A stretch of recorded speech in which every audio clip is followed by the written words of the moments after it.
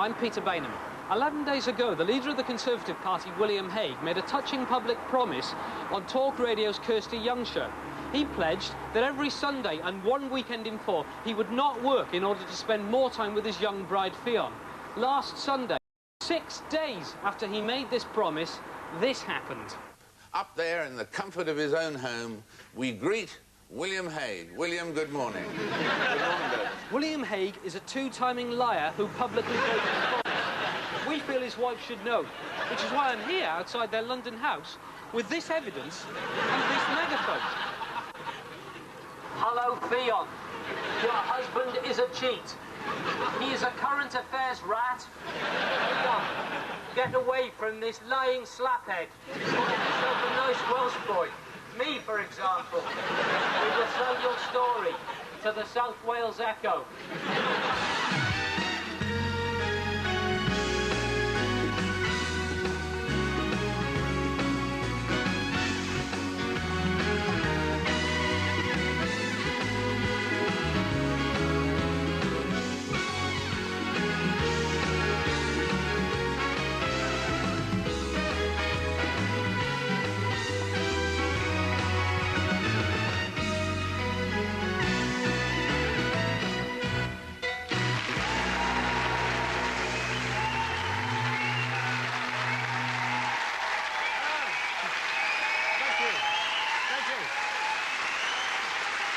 Thank you very much. Welcome back to the Friday Night Armistice. In the week that Richard Branson launched perhaps his most difficult stunt, an uninterrupted journey from London to Glasgow on a Virgin train. And here's how he hopes to do it. He left London on a helium-125.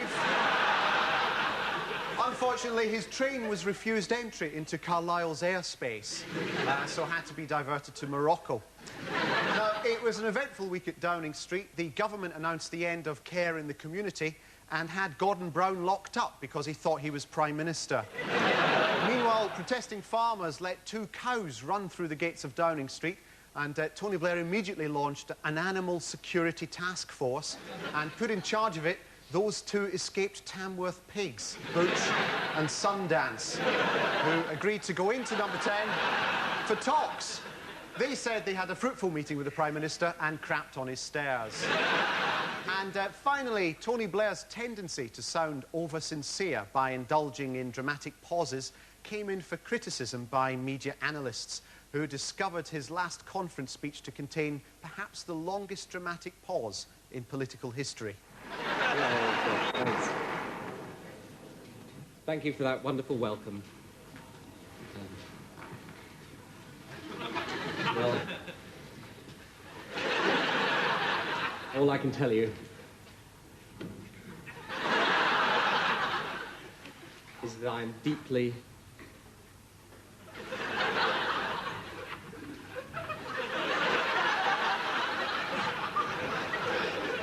proud and privileged to stand before you as the new Labour Prime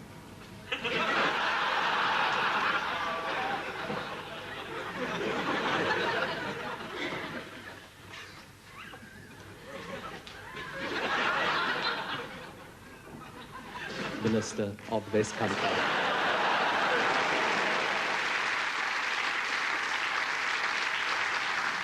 What about Gordon Brown, though? There's been a lot of fuss about him this week, all rising from this book, Gordon Brown, Her True Story. And we weren't sure whether he does really still want to be Prime Minister until we got a copy of his favourite toy. Now, he keeps it in his bedroom in front of a massive mirror. Here it is. It's a ready-made Prime Ministerial family. Hello. The ironic thing is that Brown does actually live at number 10. He swapped with the Blairs, who live above number 11, because it was thought that the number 10 flat would be too small to fit the opinion they have of themselves. So we can just show the setup here. So this is where the Blairs live. This is the flat above number 11. This is where Gordon Brown lives. This is his bedroom in here. It's full of boxes of that biography that he said he had nothing to do with. There's a speaker system here. He's got an audio tape version of the biography that he blasts out very loudly at midnight to annoy the Blairs.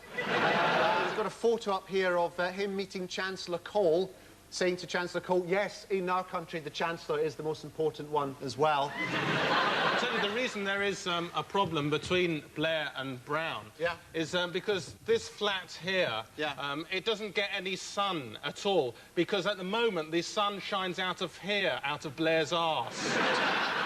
There's some offices here as well. Interesting about these offices, nobody knows quite what's in there, but occasionally you do hear John Major's voice and the gnawing of meat. The interesting thing is, whenever Blair goes away on holiday or whatever, there's always a confusion about who is still in charge of the country. Is it John Prescott, the Deputy Prime Minister, or is it Brown, who thinks he's Deputy Prime Minister, as well as thinking he's Prime Minister? So whenever he goes away on holiday, he actually tries to take over from himself. Or is it Peter Mandelson, the Minister 2 briefs short of a portfolio? Well, we rang the Cabinet Office, and they said, I've just spoken to the people in our machinery of government division, it's absolutely true, who are sort of founts of knowledge on this sort of thing, who just told me there isn't any paper on it. Number 10 takes the decisions about what happens in Tony Blair's absence with Prescott and Mandelson and what have you. You can go back to the Number 10 press office and sort of tell them that as far as the Cabinet Office is concerned, there isn't a piece of paper that sort of says, you know. But what we decided to do was conduct a scientific experiment to see whether, in spite of what everyone else says, Gordon Brown still thinks he's the real Prime Minister. There they are, just coming out of TV Centre here. He's been unfaithful with Frost as well. Walking very slowly, full weight of their responsibility on them. And who's this? Hello. Prime Minister. Prime Minister. Thank you. There you are. Got him. You can't argue with science, can you? Now, in recent weeks, Tony Blair has accused anyone who objects to his welfare reforms of behaving irrationally. Now, is this further evidence that the announcement this week to place the seriously mentally ill back in secure accommodation is just another ploy by Blair to cart away anyone who disagrees with him? Jeremy Paxman found out that the answer is yes. It is, of course, a lot easier not to be playing around when you have squads of ambitious lobby fodder to do your bidding instead of being at the mercy of the obsessed or the slightly loony. Labour know that care in the community is bad, but they won't put any more money into new residential homes. Never mind, though, they do have a plan. What they're going to do is make better use of our country's existing resources. So, for example, Charing Cross Road will now be renamed Charing Cross Ward. Bristol City Centre will now be known as Avon Psychiatric Hospital. And there'll be the Metro Asylum in Gateshead. You know, there'll be a bunch of nurses at one end, a big lady with a tea trolley working her way down from shop to shop, that sort of thing. Actually, Harriet Harman has announced a scheme to take away benefits from the mentally ill to give them an incentive to be sane. It's called the disturbance test. It's true, it's coming out next week. Yeah. Now, if you fall below that level, then you'll just be reclassified as a street entertainer and expected to go looking for work. And there will be tax breaks for the sane. It's a classic Labour big idea, this mental health initiative. It looks good, it feels good, it has absolutely no money behind it. So, where do all these nonsense policies come from? Well, they're all spewed out of this. It's the Labour all mouth and no trousers.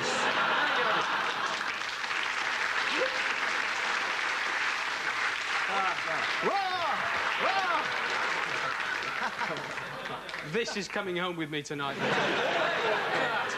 Bill Clinton, eat your half out. Fantastic, isn't that exciting? OK, let's ask the mouth to pleasure us with its big tongue. Oh. OK, what have we done? Calm yourself. It's got excited. It's gone limp. My God. Yeah, all right, don't steal the show, all right?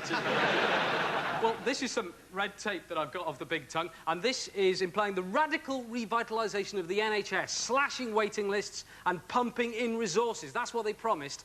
The truth is, this week, the Commission for Health Improvement appointed a committee to come up with a consultation document to look at the possibility of hospital league tables in a pilot area. All full mouth, no trousers at all. There we are. Okay, let me put my hand down the Labour throat and see what it chunders this time. Oh, there's something horrible.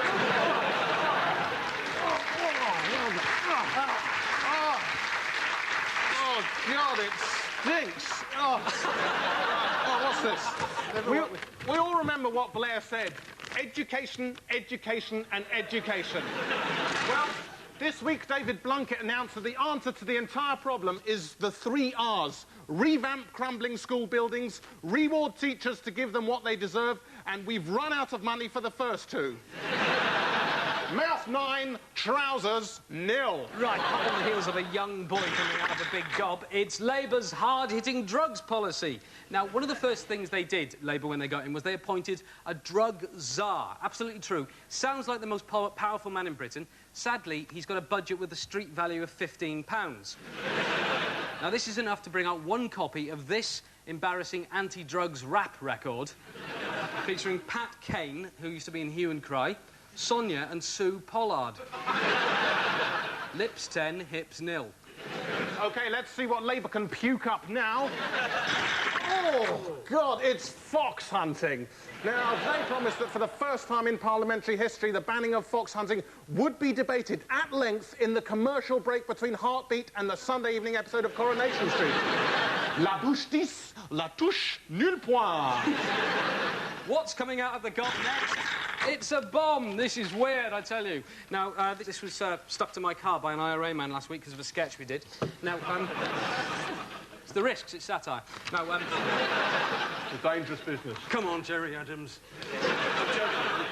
I'm really sorry.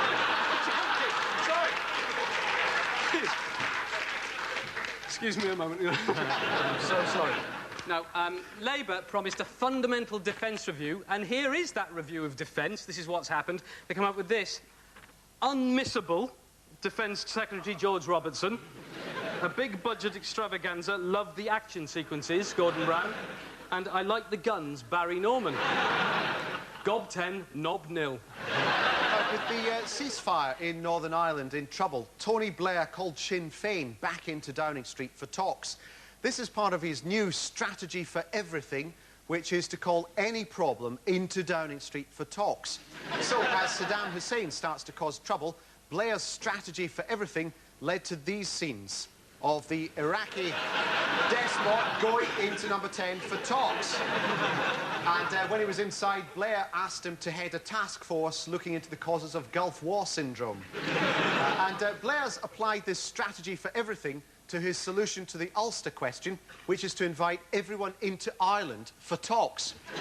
He's called his plan the Council of the Isles, because not only does it give responsibility to the Stormont building in Ulster, but it also gives it to the Isles of Scotland, Wales, the Isle of Man, the Seychelles, the Galapagos Islands, Liam Neeson, those people who hang around in pubs in New York saying their grandmother was Irish and they'd love to go, and Mel Gibson, who made Braveheart, which was about Scotland, but a lot of it was filmed in Ireland. Now, the second phase of the Blair plan is to accommodate those still left out. So the Ulster Assembly will devolve executive decisions to its upper chamber, the Council of Convicted Armed Terrorists, which will meet in the Maze Prison snooker room. There's John Mad Dog Adair there, former leader of the Ulster Freedom Fighters. He'll be in charge of health and pensions. There's Michael Stone, who opened fire on a crowd at a funeral. He'll have overall responsibility for tourism and the arts. And finally, Patrick Wilson from the IRA, who, as you can see, is the minister without portfolio. Tony Blair's come under a lot of flack lately, I mean, from us, you know. Got to earn a living somehow. But the thing is, we can't understand, we mortals, we can't understand what it's like. We can't see things as he sees them, if only we could. Well, now we can, thanks to these glasses. Now, they enable us to see the world through Tony Blair's eyes. I'll show you what I mean. For example, let's have a look at that on-the-record interview with John Humphreys a couple of weeks ago. Now, and what that letter says... There he is. When a decision... Giving Tony a rough ride. ...questions about He's a real difficult political animal, that John Humphreys. But let's see what John Humphreys looks like through Tony Blair's eyes, shall we? There we are. He's a tiny, naughty boy doing raspberries. No problem, says Tony. And it's the same with the newspapers, OK? Take this one, right? Blair accused of selling off our schools. Oh, dear. Let's put the glasses on. Oh, Blair accused of being so good it hurts. Let's see the rest of the papers, Cherie. What about this one? So you've been whinging that Blair isn't radical. Will you back him when he hits your wallet? Let's have a look at it again with the glasses. Fan-Tony-tastic. No problems, and these are available in all good constituency offices now. Now, Blair has just gone on a round Britain welfare roadshow to get away from the tedious day-to-day grind of lunches with Mick Hucknall, the new pop Caligula. But what sort of country will L. Ron Tony see on his travels? Well, we sent out our cameras to a solid new Labour constituency to find out just how much Britain has been transformed in the last 9 months. Early morning in Southport North. My name's Jeff Anderson. I'm the MP for this area. And I tend to get people up around 6:20 a.m.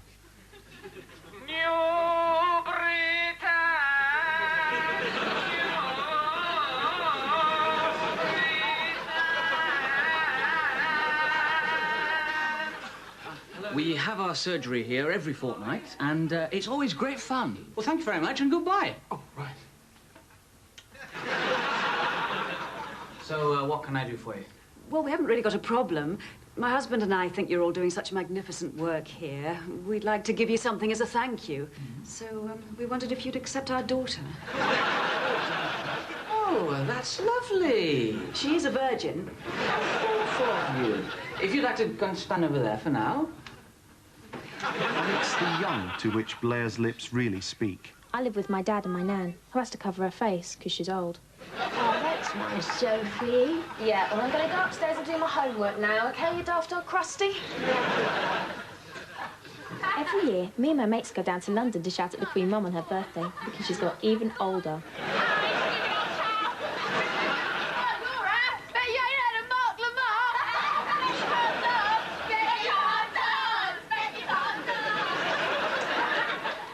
Many young girls like these want to grow up to be one of the new Blair wives, so that they can be bathed in his leader fluid. It's now a popular custom all over New Britain to stop work 3 times a day and bow towards Greenwich.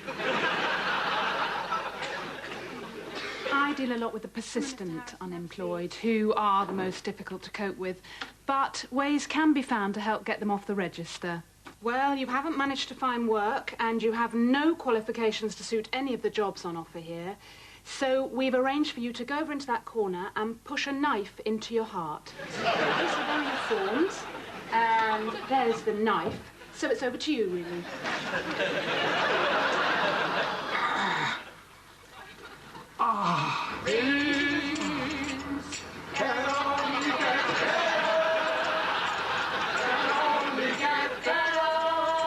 The election may be over, but the eternal doorstep campaign goes on. Could we come in for a moment and discuss our leaflet? I am the manifesto. Come with me.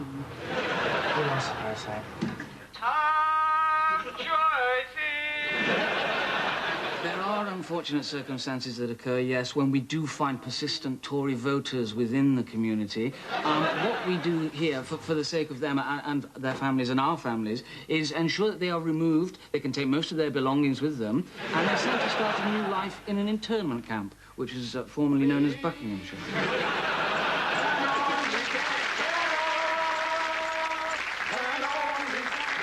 On now to Boogie Nights, the film about the American porn industry, which is big this week. Although in America, there is something which is even more popular. It's this video, Bill Clinton's Boogie Evidence. We are with Hail to the Chief just above his private parts there. All his evidence that he gave in the courtroom this week is meant to be confidential, but you can buy it now, now that his penis has been in the public domain.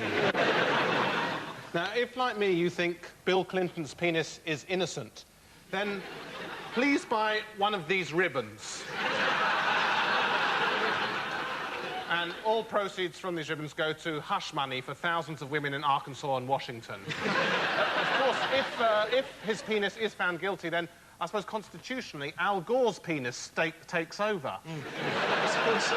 But actually, I hope for Clinton's sake that he does get off, because in Get off with who? No, but I do hope he gets off in the state of... Because in the state of Arkansas, a condemned penis can still receive the death penalty, which means it would be sent here, to the electric pants. Basically, if the offending member is found guilty of third degree being taken out and waved in front of a lady, it will be placed on this wooden bench, restrained with these leather straps, then this metal cap will be put into position. Use your imagination. Use your imagination. I think you're enjoying that a bit too much. I am. I'm taking this home tonight, I tell you. Plug it into a car battery. In. What are you talking about? Did you get that? You promised. But basically, what will happen if the penis is found guilty? This metal cap, will be placed into position, and then 50,000 votes will course through the little chap of the President of the United States of America. I don't understand. You'll have to demonstrate. I don't understand. The thing is, there's so much scandal in the papers. There's Bent Willies, teenage dope heads, ginger sex, Peter Powell's sordid one-man love nest. We love it, but we keep making these new rules to suppress it. The Press Complaints Commission, the libel laws, the privacy bill. Every day now, the poor old sharks of the press, they have to walk a terrifying tightrope between being guilty of libel or as dull as the Bible. And we're going to watch two of them here tonight doing just that as we play Scandal in the Wind. Hey!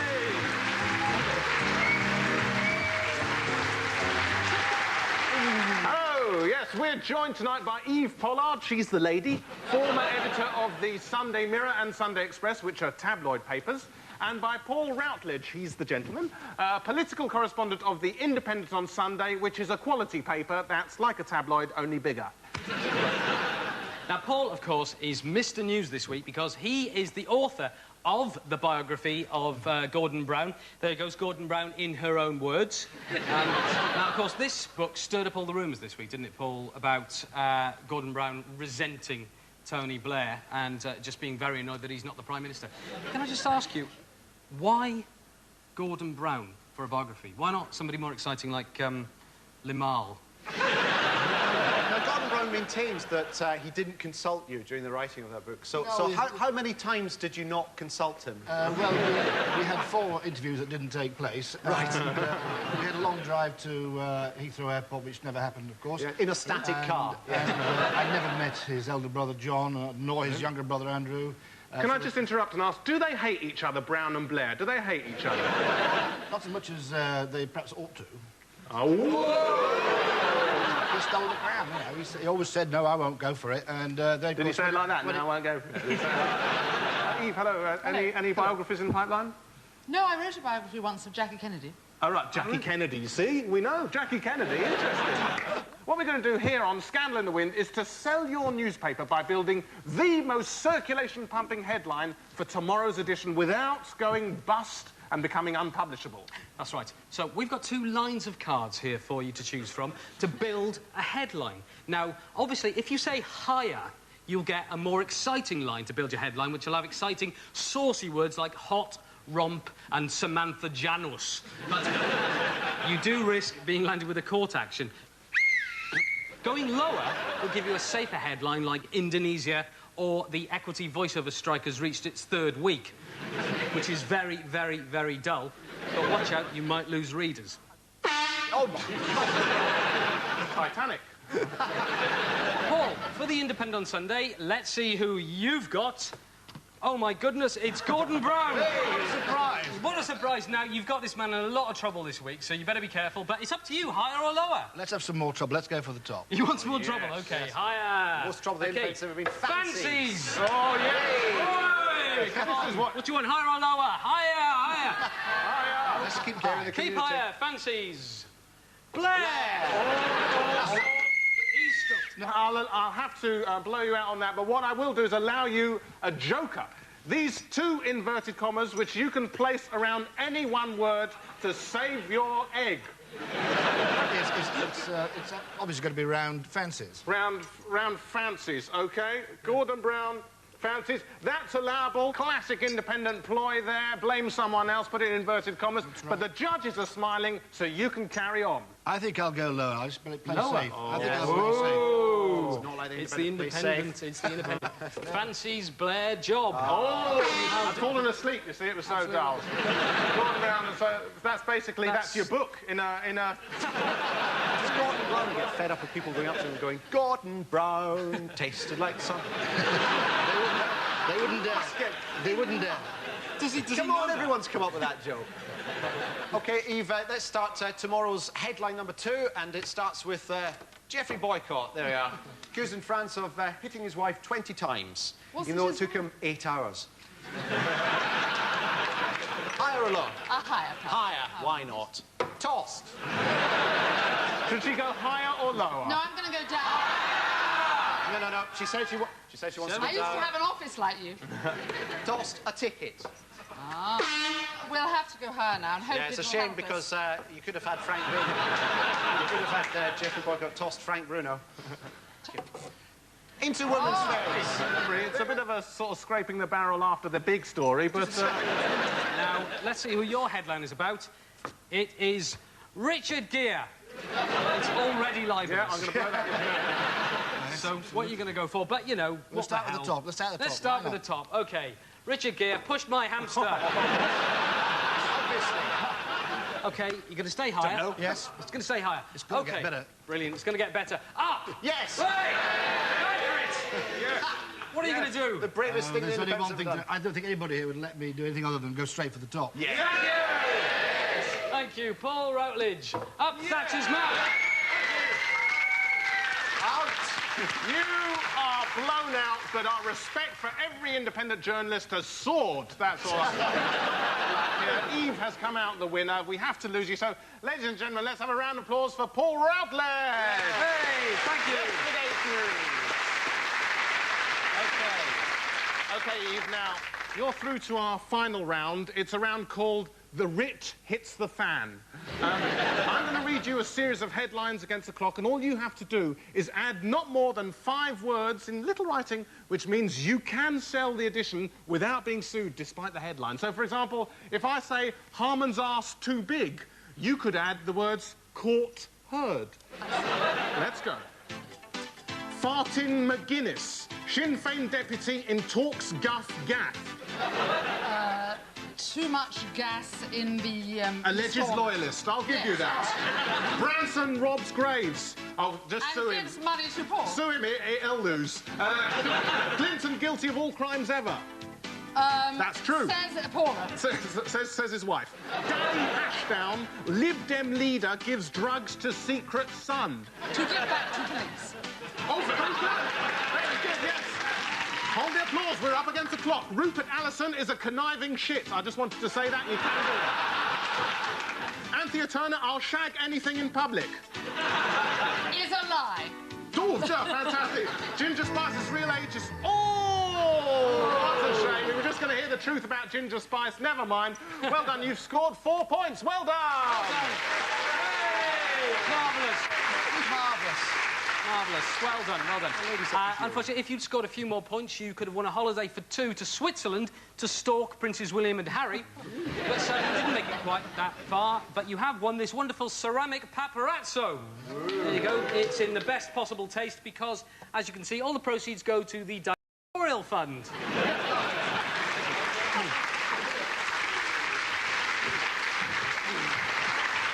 That's all from us for tonight. We've just got time to show you how Richard Branson, the man, is getting on, trying to go round the world in his balloon.